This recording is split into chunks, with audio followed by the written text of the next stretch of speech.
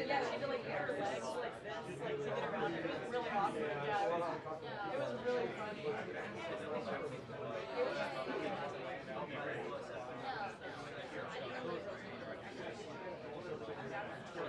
but I need like a variety of that's why we're just win at me, pick her. Yeah.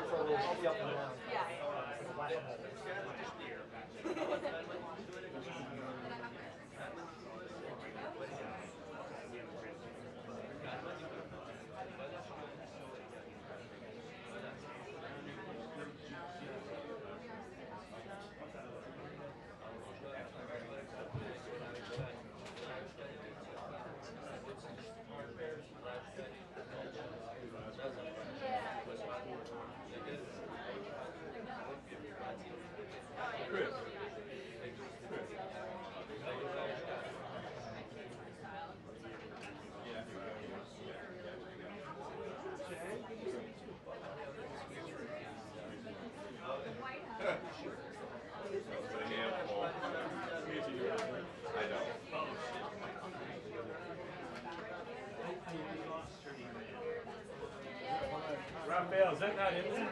No, it's not. It should always be in there. I saw Mallory, and your piece should always be with that IAP box. Call Jim up there. It's in the box, right? It's in the box.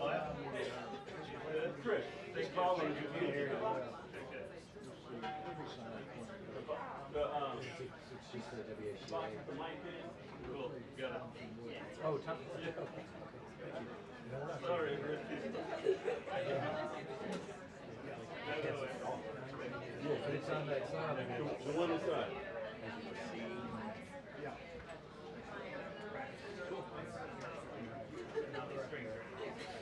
Yeah. Are you already just two? Drink one of it.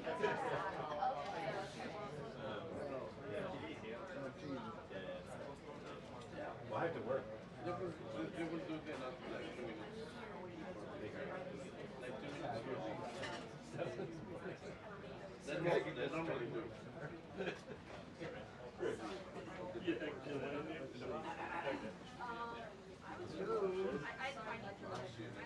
You know what it is? Do you still need it? Yeah, it's just the cable thing, but not the firefly. You'll see a sign. Yeah.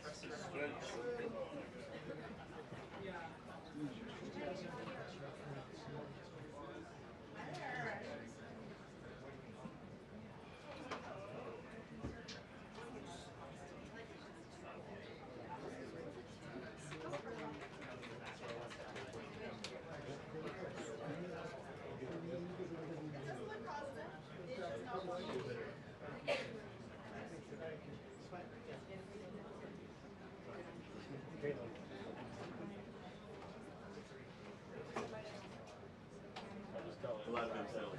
Oh, sorry.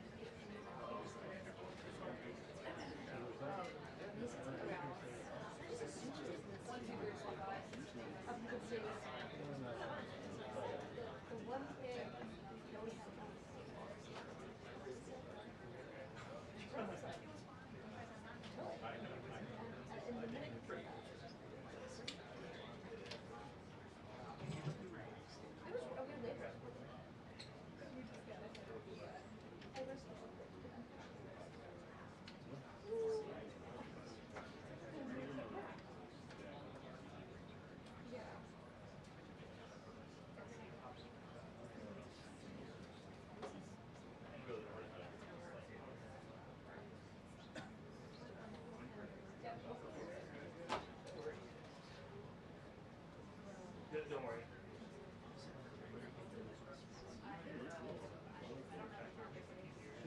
Hopefully it's in the box.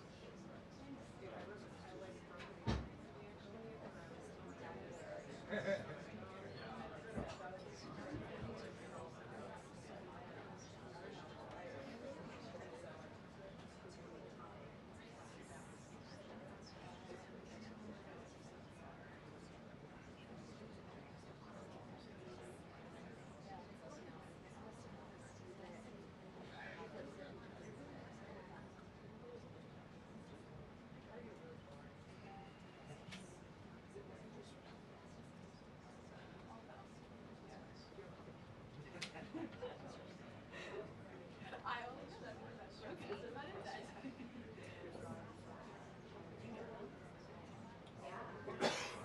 Yeah, there are some cabinet officials who are coming out here with Karoline Leavitt today, but obviously, Boris, there are a ton of questions about where these talks about a potential second round of talks with Iran stand in this moment, especially after you heard what the president said in that interview that aired this morning, that he believes this war is close to being over and this will end immediately as soon as they do come to an agreement, as he suggested this morning that there could be talks in the additional days. He had said that previously, and it has not materialized yet, and that is still an open question. More questions about what they've agreed to sit down and negotiate the table once again. After doing so for 21 hours, there was not coming to an agreement. During those talks that were led by the Vice President, J.D. Vance, and also joined by Steve Witkoff and President Sunwell, and very you said that was exactly what was going on. Where they could be taking place. One significant development is that the Pakistan military chief is in Iran right now. There's reports he's been a key intermediary here. We've got high praise from President Trump and Vice President J.D. Vance for the role that they've played in these talks, suggesting where that second round of talks could potentially happen. And so, still a lot of questions though about what's going to happen to the uranium that is in Iran. The president has made clear he wants to get out of there before this war is over. Iran's desire to develop a nuclear weapon and where that stands in terms of this agreement. And also, of course, what is going to happen? Who is going to control the Strait of Hormuz by the Americans, which has been Iran's biggest point of leverage so far in these talks. So all that remains to be seen. We'll see if we're anywhere closer to actually suggesting or confirming that these talks will be happening and what that means for this war. As of course, as you know, Boris, the ceasefire that the president announced is set to expire just next week. Well, I mean, this is all I was looking, but it's like the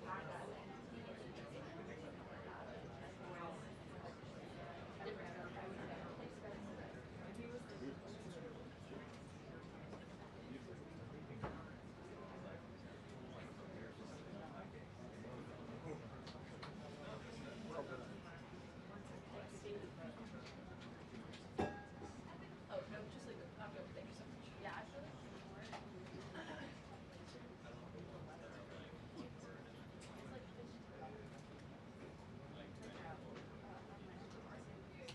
John, and as so many people watching are so focused on gas prices that are still high, even though we've been told that they might be coming down by now, or at least by the beginning of the summer. And now we know that that might not be the case, according to the Energy Secretary. They're going to send out the Treasury Secretary and the Small Business Administrator to let everybody know that it is the Trump administration's support of the One Big Beautiful Bill that has fees, no tax on tips, no tax on overtime provision to put more money into people's pockets. That's the reason that a lot of tax returns that will be coming in the next 2 weeks for people that waited until the last minute to file their taxes will be getting. Something else here at the White House, Matt Finn just mentioned this. There is some talk, there's some reporting from Bloomberg about the possibility of a 2-week extension of the ceasefire. We have been told by a White House official today that they have not officially agreed to that, but if they were going to announce it, a White House briefing would be a great time to do that. So lots of news. Also, they're going to try to sneak this in before the First Lady pops up on Capitol Hill for a rare visit over there. So a lot going on.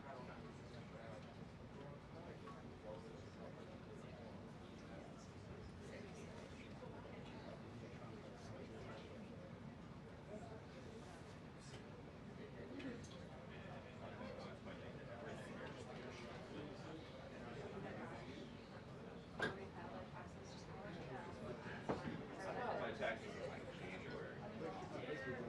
I forgot it was even tax day. I don't think we're going to be allowed to do that.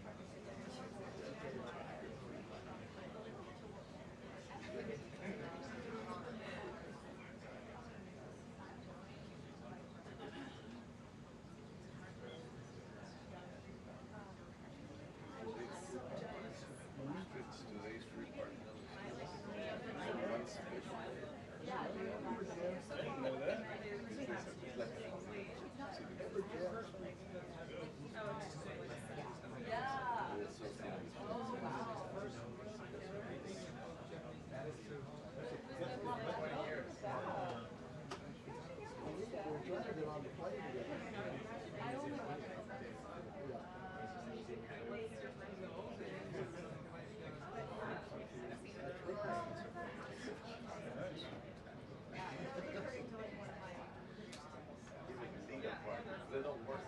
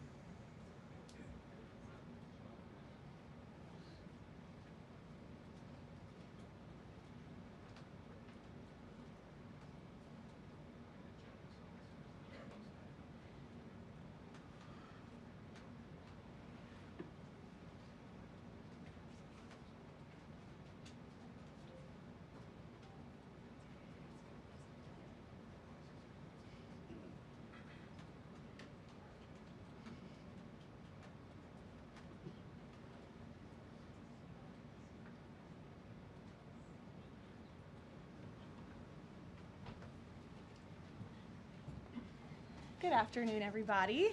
Good afternoon. How are you? Good to see you. We have a packed house, and I have two very special guests with me today. I will start with some scheduling announcements. Tomorrow afternoon, President Trump will travel to Las Vegas, Nevada to hold a roundtable and deliver remarks on the working families tax cuts. On Friday, President Trump will travel to Phoenix, Arizona to deliver remarks at a Turning Point USA event at Dream City Church.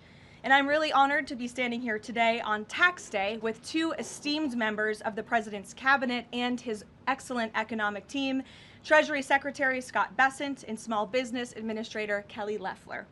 As we have seen this tax season, President Trump's working families tax cuts have put a historic amount of money back into the pockets of the American people this year.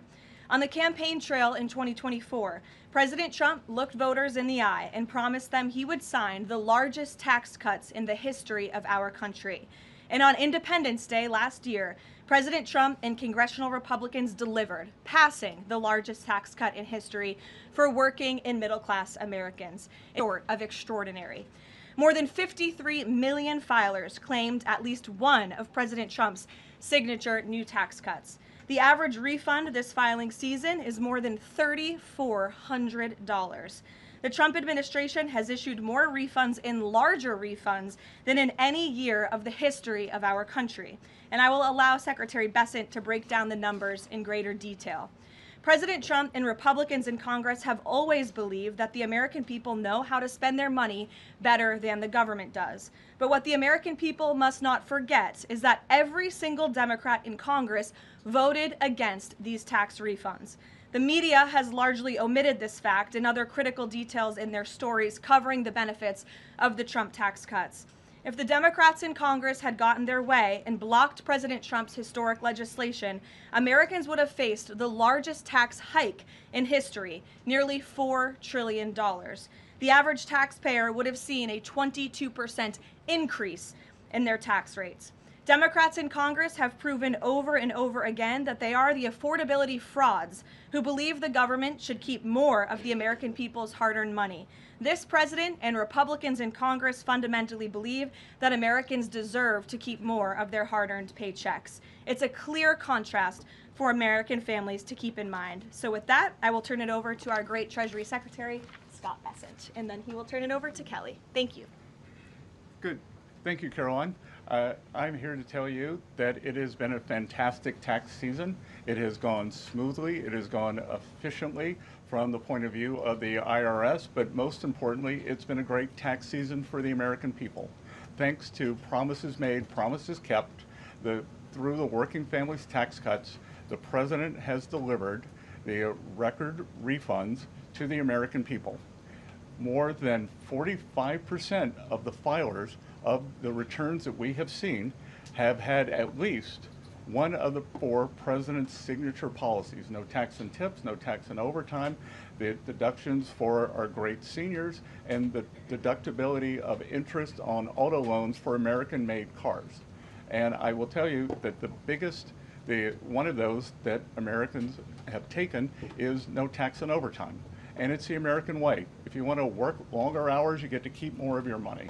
And with that, we are seeing, I want to encourage everyone out there watching today to change their withholding if they haven't already done so, because if you change your withholding, then you will get an automatic real wage increase on a weekly or a monthly basis, and you will be able to keep more of your money this calendar year. So with that, we have also seen with the Trump accounts, we have had 5 million families file for Trump accounts for their children.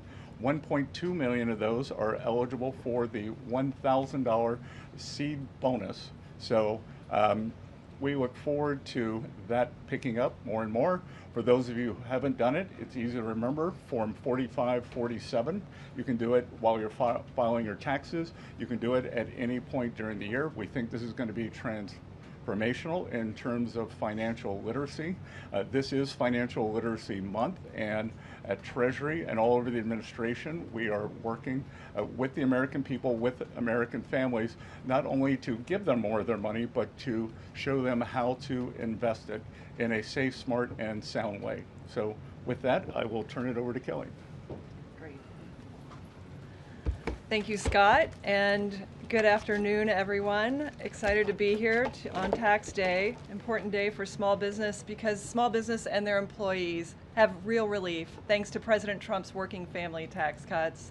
As administrator of the U.S. Small Business Administration, it is my great honor to serve our great president as the cabinet-level voice for America's 36 million small businesses. President Trump is right. Small business is big business. Indeed, they are a massive economic engine that creates 2/3 of all new jobs. They represent 99% of all businesses, and they drive about half of our GDP. The working family tax cuts are putting money back into the pockets of the hardest working Americans. That's why small business and their employees are benefiting the most. President Trump and congressional Republicans have saved Americans from a $4 trillion tax hike, including a staggering 20% tax increase on working families. It would have destroyed millions of jobs. Now, I've traveled the country from Maine to Alaska, and not a single worker, not a single small business asked to pay $1 more in taxes, yet every single congressional Democrat voted to raise taxes, not just on small businesses, on our workers, on our seniors, on hardworking families. Thankfully, Republicans united behind common sense policy of letting Americans, not Washington bureaucrats or fraudsters, keep more of what they earn. Now, so far, as you've just heard, 12 million small businesses have an average tax saving of $7,000. The 20% small business pass-through deduction is now permanent, offering them certainty to plan for the future and the rocket fuel to create 1 million new jobs. Eric Williams at Prince Manufacturing in rural Georgia. He specializes in fabrication and machining. This year, he's reinvesting his tax savings to hire 500 new employees. The provisions for 100% expensing of equipment, expansion, and R&D are also growing production to help us reclaim industrial dominance. At Blue Patriot Fab, which I visited this week in Omaha, the owners highlighted one of their newest buildings, and they call it the Big Beautiful Building because the tax cuts helped them build it.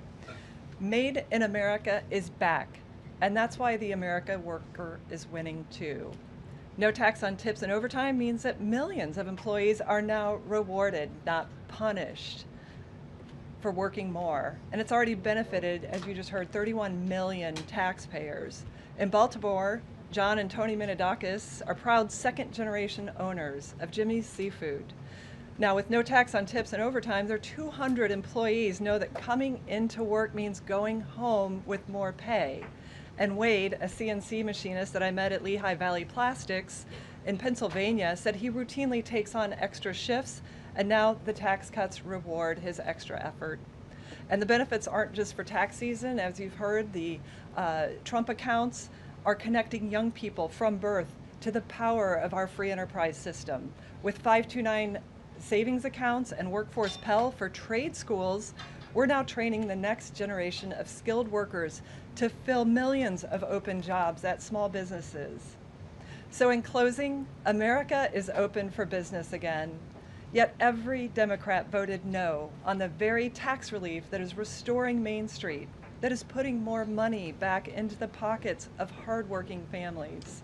Small businesses are rebounding from years of Biden-inflation, decades of unfair trade, and massive regulatory overreach. But thanks to President Trump's tax cuts, they now talk about expansion, hiring plans, and generational opportunity. This is America First in action. Lower taxes, rising wages, and a thriving Main Street. Now millions of Americans are getting their largest tax refund ever, and Main Street is getting historic tax relief to keep the American dream alive. Thank you. Good. And before we take questions, I want to provide some numbers for you all. So tax day statistics as of April 12th, over 53 million filers, nearly 45% claimed one of President Trump's signature tax cuts. The average tax cut per filer is benefiting from one of President's new tax cuts is over $800. Over 6 million filers have claimed no tax on tips with an average deduction of $7,100. Over 25 million filers have claimed no tax on overtime with an average deduction of $3,100. over 30 million seniors have claimed the enhanced deduction for seniors with an average deduction of $7,500, and over 1 million filers have claimed no tax on car loan interest on American cars for an average deduction of over $1,800. The average refund this filing season is over $3,400. Over 34 million families have claimed Republicans' enhanced child tax credit, which is permanently doubled and expanded by the working families tax cuts. Over 105 million filers have claimed the permanently doubled standard deduction, simplifying tax filing for millions across America. So as much as people do not like to pay their taxes, and we saw a survey today that 70% of Americans still believe that they are overtaxed, this is a great day for the American people. Thank you, Scott and Kelly. We'll now open it up to questions. You're welcome to ask me questions or either of the great cabinet officials next to me. And we'll start, as always, with our new media seat. Mr. Posobiec, why don't you kick us off? Thank you, Caroline. Secretary Bessent, if I may, there's been this media narrative out there that while we see the data on tax refunds, that it's not good enough, that the tax season has been too soft. What is your response to this media narrative regarding the tax refunds? Look, it's been an incredible tax season. We have done more with less at the IRS, that we have moved over millions of taxpayers to digital tax accounts, and that leaves us able to service more taxpayers in person and on the phone. And as we can see, the economy was very strong. We are seeing growth across the board in all areas, and as Kelly said, small business, Main Street are really the big beneficiaries, and this is what they don't want you to hear. That Wall Street always done great. This administration is focused on parallel prosperity and bringing prosperity back to Main Street, and that starts with people keeping more of their money. And one for Caroline as well as the administration in general, if I may. This past Saturday, I published a video of now former Representative Eric Swalwell in bed. The president's heading to Las Vegas. Well, Eric Swalwell was in Las Vegas in this video. I'm told, according to geotagging, this scandal has erupted now. Accusers coming forward, many others coming forward, as well as questions regarding his extremely close relationship with Arizona Senator Ruben Gallego. And I want to know if the administration had any comment on the fact that Senator Gallego seemed to be very vocal about wanting the release of the Epstein files, and yet when questions come to his own involvement with Eric Swalwell, he doesn't seem to want to provide anything. Yeah, look, I think the accusations and allegations against former Representative Swalwell are despicable and disgusting. I think it's also quite plausible, as you point out, Jack, that there were many other Democrats in this town on Capitol Hill who knew about his perhaps illegal behavior, certainly his disgusting and inappropriate behavior, and why were they silent for so long? I think those are questions that must be raised of these sitting representatives, including Mr. Gallego, and I hope that the journalists in this room will do their jobs, and the journalists on Capitol Hill will do their jobs to ask Democrats in power how they knew about such despicable behavior from one of their elected representatives for so long, but never said or did anything about it. So that's what we hope to see as far as the White House and the President is concerned. Thank you. Peter. Thank you. I have one for you and then one for Secretary Bessent. Sure. For you, Caroline, there are now 10 American scientists who have either gone missing or died since mid-2024. They all reportedly had access to classified nuclear or aerospace material. Is anybody investigating this to see if these things are connected? I've seen the report, Peter. I haven't spoken to our relevant agencies about it. I will certainly do that and we'll get you an answer. If true, of course, that's definitely something I think this government and administration would deem worth looking into, so let me do that for you. Thank you. And Secretary Bessent, it doesn't sound like we're going to have $3 a gallon gas by summertime, which we had initially been told by the Energy Secretary. He now says that it would be very aggressive if we're going to get to the $3 a gallon gas by the summer. So when are we really going to get $3 a gallon gas? Well, I think that's going to be the up to how the negotiations go. President Trump said this morning that he thinks we're nearing the end. The U.S. kept their side on the ceasefire. We've stopped firing. The Straits of Hormuz have not been completely reopened, so we will see. And I'm optimistic that during the summer we will see gas with a 3 in front of it sooner rather than later. It's Bank Week here in DC, so I've been meeting with a lot of my Middle Eastern counterparts, the finance ministers, and they all say that once the straits are open, they can start pumping again within 1 week. So not by summer like Memorial Day, but maybe by Labor Day? Again, I'm optimistic that sometime between June 20th and September 20th that we can have $3 gas again.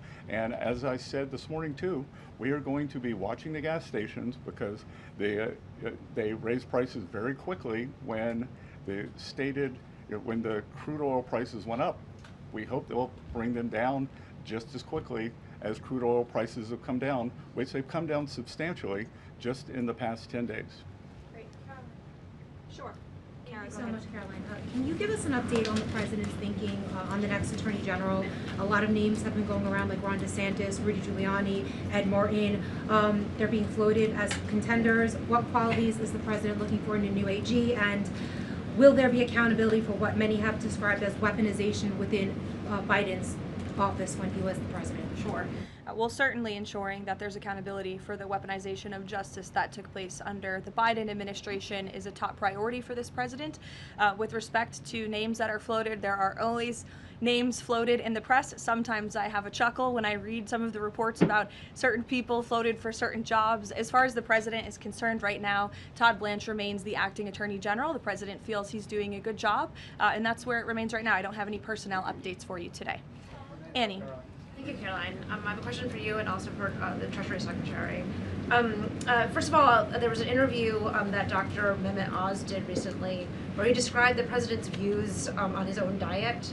He said that he argued that diet soda is good for him because it kills grass, and if you pour it onto the grass, the grass is killed, and it therefore must kill cancer cells. I'm wondering if you can, was this sort of an accurate description of how the president sees? Look, as we all know in this room, I think you know the president has a very good sense of humor. It's one of his most underreported characteristics, I would say. I have heard him tell this joke before. I think the Wall Street Journal should get a better sense of humor. And then another one for you. Has the president filed his taxes, and is he going to release them publicly? It's actually a very good question. I have not inquired with the president directly about his own taxes, but I'm happy to do so, and we'll get you an answer on that. Secretary Besson, I have filed my taxes.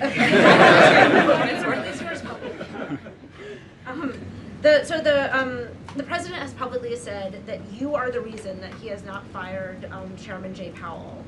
Will you make that case again to him, as he's recently said that he still wants to fire the chairman? Look, I am confident that the process that we have laid out in terms of Kevin Warsh becoming the next Fed chair, he's going to have the hearing on the 21st of this month. He's a great candidate. We know that the Republicans on the Senate Senate Banking Committee are aligned in that, and I am very optimistic that Kevin Warsh will be the chair of the Fed on time, and that will be a moot question. Stephen, go ahead. Secretary Besant, you mentioned that the no tax on overtime is the biggest one that people are claiming. I think you said 25 million people. Have you seen evidence that more companies are offering overtime, or that people are working more overtime and increasing their productivity? And the second question, the health insurance industry is advertising heavily in DC, describing themselves as the good guys in the whole healthcare system. President Trump has threatened to haul in their executives and force them to lower prices. Can you provide any update on the administration's efforts there?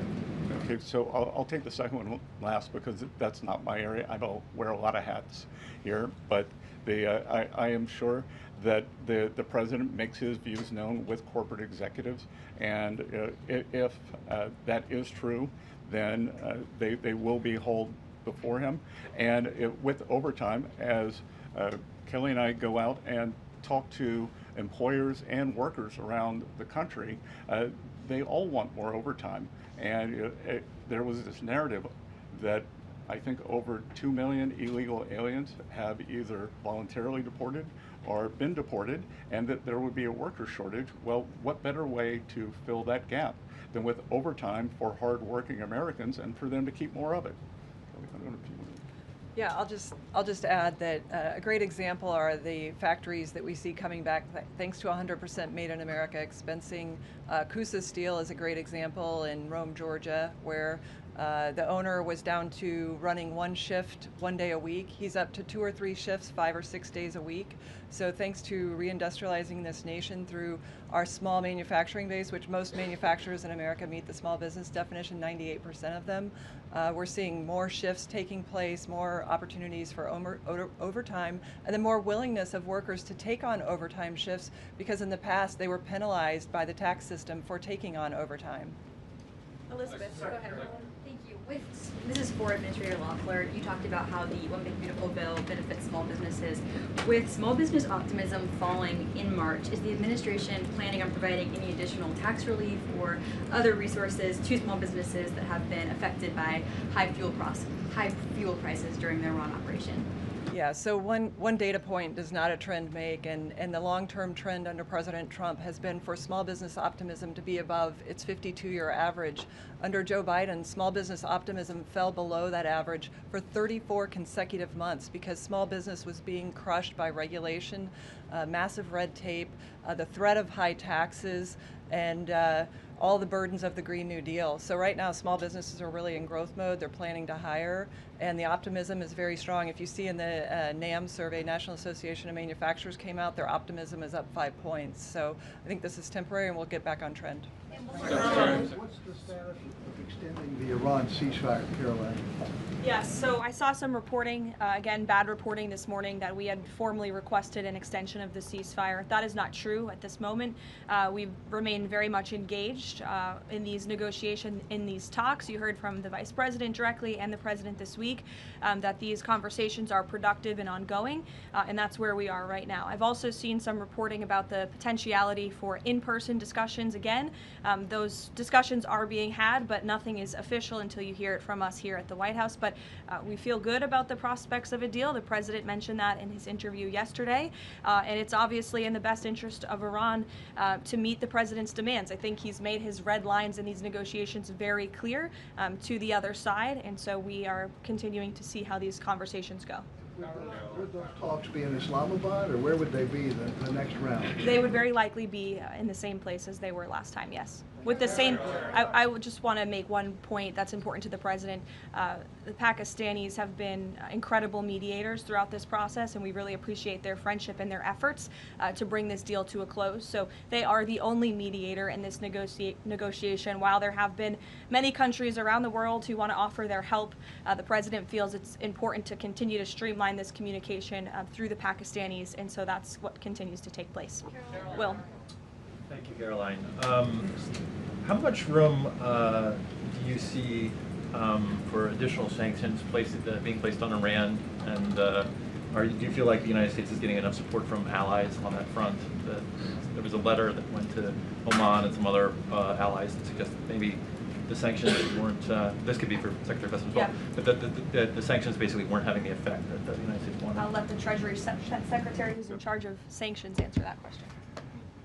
Yeah, I think that's not a correct characterization. Yesterday, we announced Operation Economic Fury, and we, for over a year, we have had maximum pressure on the Iranians, both on blocking payments into the Iranian state and going after the accounts of the IRGC.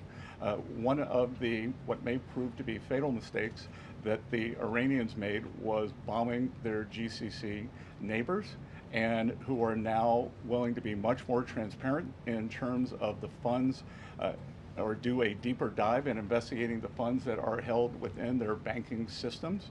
So we have pushed out to them the request that we want to freeze more funds of the leadership of the IRGC and any members of Iranian leadership. The other thing that we have done is we have told countries that if you are buying Iranian oil, that if Iranian money is sitting in your banks, we are now willing to apply secondary sanctions, which is a very stern measure, and the Iranians should know that this is going to be the financial equivalent of what we saw in the kinetic activities.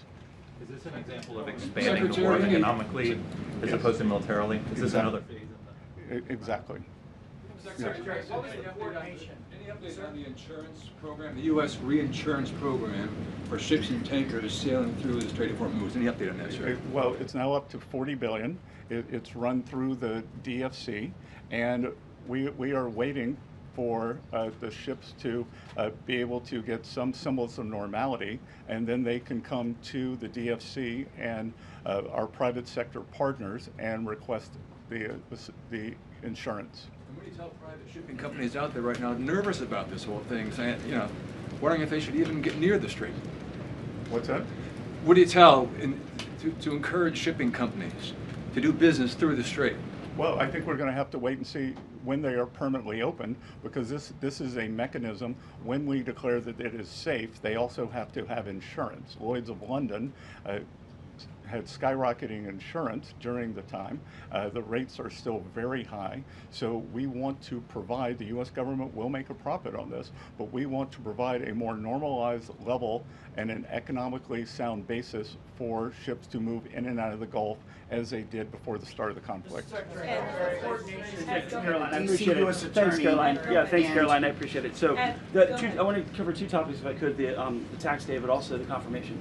So, the confirmation hearing set for next week for Kevin Warsh, but Senator Tom Tillis is still a no, and he's holding firm on that. How are you going to win over Senator Tillis to get this confirmation out of committee? Well, I'm sure Senator Tillis wants to do the best thing for the Federal Reserve, for the American people. He has publicly said that Kevin Warsh is a great candidate for the chair. So let's get to the hearings and see where we are then. I want to ask you about tax day, if I could. So the tax gains that you've talked about through the One Big Beautiful Bill, is that going to offset the consternation from Americans, for lack of a better term, over the $4 a gallon of gas? Well, again, as I said, no one's ever objected to more money in their pocket. So the Americans have more money. They can decide how they want to spend it. And I did want to come back to the overtime question, because I was up in Westchester County last Friday, and I met with several of the first responders and police unions. And those, whether it's our great policemen, our firemen, our ambulance drivers, they all now want more overtime. And how great it is to have them to be able to be engaged and keep more of their money. Thank you, Caroline. For both of you, perhaps, are President Trump's threats of a 50% tariff against China still on the table now, or is the letter exchange that you talked about now taking that off of the table? Well, as you know, the president spoke about the letter with respect to he and the correspondence between he and President Xi. President Xi assured the president that they are not supplying Iran with weapons throughout this conflict, and that assurance was made to the president. It's obviously something the administration keeps close tabs on with respect to tariff. You have any update on that, Mr. Secretary? I don't have an update on the tariffs, but I do have an update on sanctions. Iran is used to be the largest state sponsor of terrorism. China was purchasing more than 90% of their oil, which is about 8% of China's energy needs. We believe this blockade in the Straits, there will be a pause of Chinese buying, but I will tell you that 2 Chinese banks received letters from the U.S. Treasury. I'm not going to identify the banks, but we told them that if we can prove that there is Iranian money flowing through your accounts, then we are willing to put on secondary sanctions. And are you, Nick, go ahead. Thank you, Caroline. Go ahead, Nick. Just a quick follow-up. So my question, sure. Are you considering any more sanctions relief, Mr. Secretary, for countries that are suffering right now in order to give more oil to your allies? We will not be renewing the general license on Russian oil, and we will not be renewing the general license on Iranian oil. Because again, that was oil that was on the water prior to March 11th. Right. So all that has been used. Nick, go ahead. Treasury Secretary, as you both noted, 53 million Americans have used one of these new tax exemptions the president enacted. Can you speak to not only the relief that's bringing specifically working class Americans like waiters, bartenders, overtime workers, but also the impact this is going to have on the economy? Well, a couple of things there is I can tell you, I think Kelly's very popular, but I think with service workers, I may be the most popular cabinet secretary in D.C. because when I show up, a doorman, the not so much bartenders, but waiters, waitresses, they all say, thank you for no tax on tips. Again, I was in a diner up in Westchester County, and this is a home run. In terms of what's happening with these folks, and what we can't tell you yet, and we will be able to provide data at a later date, that 52 million is how many have used at least one of those. So we expect that there are probably multiple filers who have used at least more than one of those 4 signature things. And look, again, this is the America First, Americans, hardworking Americans keeping more of their money, just like with our small businesses. If we go back and look, when you hear the left talk about this was a tax cut for millionaires and billionaires, they wanted to raise the tax rate for everyone making more than $500,000. That is a small business killer. Thank you. I have one question for the Secretary and then the Administrator. Mr. Secretary, since we're on the topic of China a few minutes ago, we are a little over a year past Liberation Day, the tariffs. The goods trade deficit with China has dropped sharply. Are those gains sustainable, and are you worried about any retaliatory actions that could go against those gains? I actually think we're going to be building on those gains in terms of the trade deficit dropping with China. Since last summer, there's been great stability in the relationship, and really the keystone to the relationship is the strong respect that the two leaders have between each other. My experience has been when the communication is at the top, then we follow that directive and those wishes. We had the meeting in Busan, Korea. In October, we will be having the state visit in Beijing, and so I expect great stability in the relationship, but that doesn't mean that our trade deficit can't continue dropping. Go ahead, for the Administrator, I know that there are orders and shipments of factory equipment. They are at record highs. How many small businesses has the SBA assisted with loans and supports, with loans to support them? Well, the SBA set an all-time lending record last year of $45 billion under President Trump, because small businesses now have access to the capital that they need to build in America. Again, we are becoming a nation of builders, and we see that on the ground. Factories expanding. As a result, we have record PMI, which is Purchasing Managers Index, manufacturing expansion, 2 consecutive months in a row of export records. And so when you look at where our nation has come in terms of export-import imbalance, it's been unfair to the American worker and to American industry, and we're reshoring whole industries because of this tax bill. Libby. Libby, go ahead. Thank you, Caroline. Go ahead. I have 2 questions for you. The first one is about Iran. The second one's actually about United Airlines that I want to ask you about. So on Iran, is there a timeline for how long this blockade is going to remain in place in the Strait of Hormuz by the United States that President Trump has voiced to you or that you've heard among officials? Sure. I will never set timelines on behalf of the President of the United States, but with respect to the blockade, as you know, it has been fully implemented, and it's being enforced against vessels of all nations entering or departing Iranian ports. I want to make that point clear. I've seen some misreporting on that as well. This includes all Iranian ports on the Arabian Gulf and the Gulf of Oman. And our U.S. forces in the region are supporting the freedom of navigation for vessels that are transiting the strait to and from non-Iranian ports. So I know some in the press were confused about that. We are supporting the freedom of navigation, just not with respect to any tanker or vessel that would benefit the economy of Iran as these negotiations continue. So there was reports that the CEO of United proposed a merger with American Airlines. This would affect tens of millions of Americans. That was proposed in a meeting with President Trump. Was that a merger that he has voiced any kind of support of? It's not anything that we have a position on or anything we're commenting on. I know it's an idea that has been proposed by private industry, but it's not something the President or the White House have an opinion on or are weighing in on at this time. John, go ahead. Thanks a lot, Caroline. This is for Secretary Bessent. On Monday of next week, importers can start requesting claims for tariff refunds. And my understanding is $127 billion eligible for refunds. What's that process look like? How can a porter and an importer request such a refund going forward? That's not being run out of Treasury. We will just be the paymaster, so that's being run out of CPB. Yep. And so explain that process. I understand you're not running it. How does that process actually work? If you're an importer, you paid these tariffs, the Supreme Court found that those tariffs were illegal.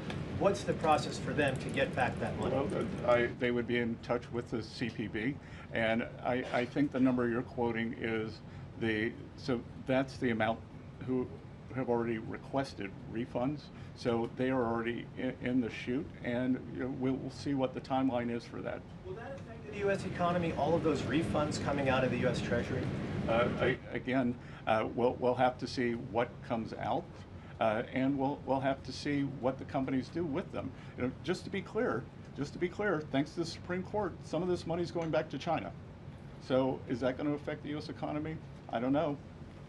A question for Secretary Besson. Danny, go ahead. Mr. Secretary, you were quoted as saying in an interview earlier this week that it was worth a bit of economic pain for international security.